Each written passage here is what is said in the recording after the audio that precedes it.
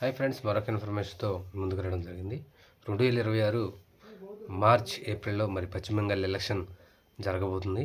అయితే అక్కడ ఇప్పటికే మరి కొత్త సంవత్సరంలో కూడా అంటే 2025 సంవత్సరం 31వ తారీఖు అందరూ కుటుంబ సభ్యులతో మరి అందరూ గడుపుతారు. మరి వచ్చే నూతన సంవత్సరాన్ని స్వాగతిస్తూ కుటుంబ సభ్యులతోనే గడపటానికి మరి ఎంతో సంతోషంగా ఉంటారు. కానీ అక్కడ మరి అమిత్ షా గారు 31st నైట్ 31st తారీఖు కూడా అక్కడే ఉండి మరి ఎక్కడే ఉన్నారంటే ఎంత ప్రతిష్టాత్మకంగా మరి పశ్చిమ బెంగాల్ ఎలక్షన్ను మరి అమిత్ షా గారు నరేంద్ర మోడీ గారు తీసుకున్నారని మనకు అర్థమవుతుంది.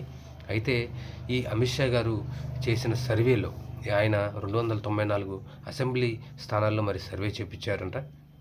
నిన్న మరి బీజేపీ పదాధికారుల మీటింగ్లో మరి ఆయన వెల్లడించడం జరిగింది. ఖచ్చితంగా బీజేపీ 162 స్థానాలకు మరి ఖచ్చితంగా గెలుస్తుందని, తక్కువ కాకుండా గెలుస్తుందని, ఖచ్చితంగా 162 స్థానాల్లో బలంగా ఉన్నామని, ఇది మరి మన ప్రభుత్వాన్ని ఏర్పాటు చేయడానికి ఖచ్చితంగా సంఖ్య సరిపోతుందని, అయితే 49 స్థానాల్లో మనం పోటాపోటీగా అంటే తృణమూల్ కాంగ్రెస్కు బీజేపీకి హోరాహోరీగా ఉందని, అక్కడ కొంచెం కష్టపడితే ఆ 49 స్థానాల్లో దాదాపు 50% కంటే పైగా ఎక్కువ ఓట్లను గెలుచుకోవచ్చని, అలాగే మిగతా 83 స్థానాల్లో చాలా వీక్గా ఉన్నామని, ఈ 83 స్థానాలు ఏదైతే ఉందో వాటిలో బలోపేతానికి నాయకులంతా కృషి చేయాలని అమిత్ షా గారు ప్రకటించడం జరిగింది.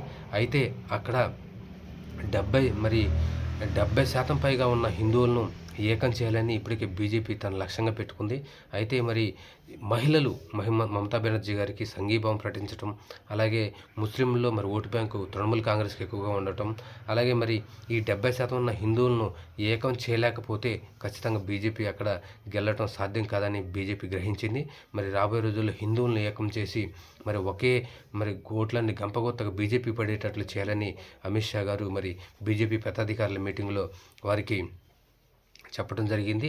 రాబోయే రోజుల్లో మరి ఆయన చేసిన సర్వే మరి ఎలా ఉంటుంది, రాబోయే మార్చి ఏప్రిల్లో జరగబోయే అసెంబ్లీ ఎలక్షన్లో మరి బీజేపీని ఆదరిస్తారా ప్రజలు, లేకపోతే తిరస్కరిస్తారనేది చూడాల్సిన అవసరం ఉంది.